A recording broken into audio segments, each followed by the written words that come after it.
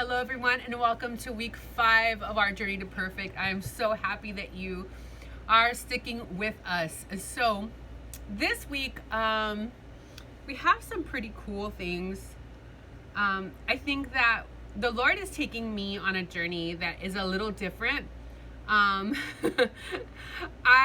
am being challenged, and even this morning I was like, I don't want to talk about this. I don't want to go into this. Like, maybe I'm not ready.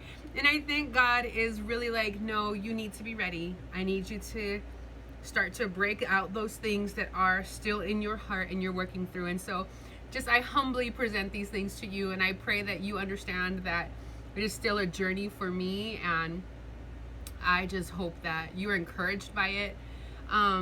It's going to be it's a long one too. So we're going to hold this one again for another 2 weeks because it's long.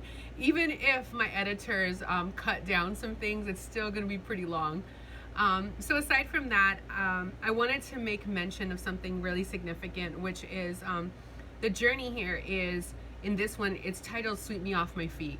And it is talking about changing the narrative that sometimes runs through our mind. Now, what I want to warn you of is, as we are talking about changing the narrative or the story, narrative story can be kind of interchangeable, somewhat.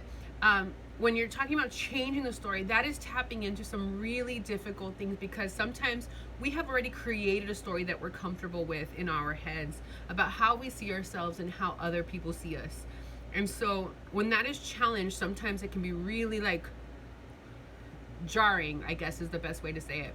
So I pray that today that you are challenged or throughout these next couple of weeks as you read this, that you are challenged in such a way that would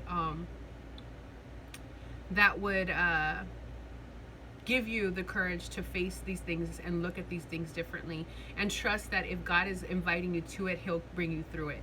The song that I chose today or this week is Have My Heart by Maverick City. It was a very special song, an anointed song, the first time I heard it.